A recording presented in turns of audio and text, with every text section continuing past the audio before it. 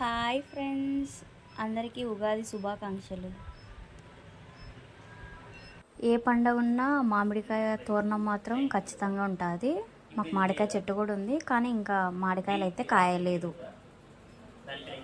ఇది నైవేద్యం అన్నీ అయిపోయినాయి ఆల్రెడీ. ఇది రైస్, చిత్రాన్నం, ఇది పప్పు, ఇది సాంబార్, ఇంకా ఇది కర్రీ. ఇవి కర్చికాయలు. టైం లేదని భక్షాలు చేయలేదు మేము. ఎప్పుడైనా కానీ నైవేద్యం పెట్టేటప్పుడు ఇట్లా వాటర్ చల్లాలి దీని మీద.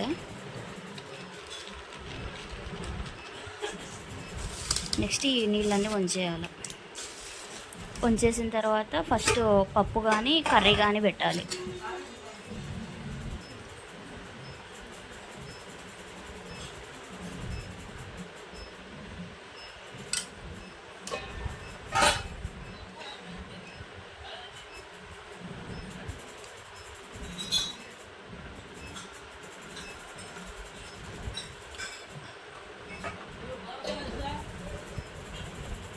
నెక్స్ట్ చిత్రాన్నం.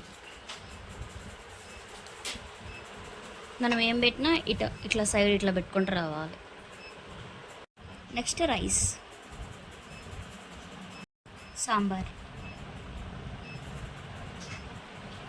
ఇంకా లాస్ట్ పండగ స్పెషల్ అయిన కర్చికాయలు పెడితే అయిపోయాయి. ఇదే మా ఊరి సుంకులమ్మ మారమ్మ గుడి. మేము పెద్ద పెద్ద పండగలు ఉంటే ఈ గుడికి వస్తాము. అప్పుడు నేను చిన్నగా ఉన్నప్పుడు ఇదంతా చిన్నగా ఉండే. సో ఇప్పుడు ఆల్మోస్ట్ పెరిగింది, అంతా చెట్లు అన్నీ బాగా నాటి బాగా చేసినారు.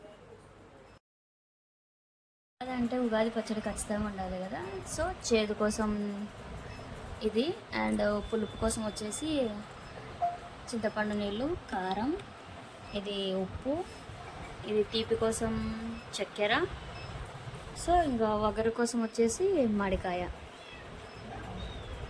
ఫైనల్గా ఉగాది పచ్చడి రెడీ అయింది. సో టేస్ట్ చూస్తే అన్నీ సరిగ్గా ఉన్నాయి, అన్ని టేస్ట్ తెలుస్తున్నాయి.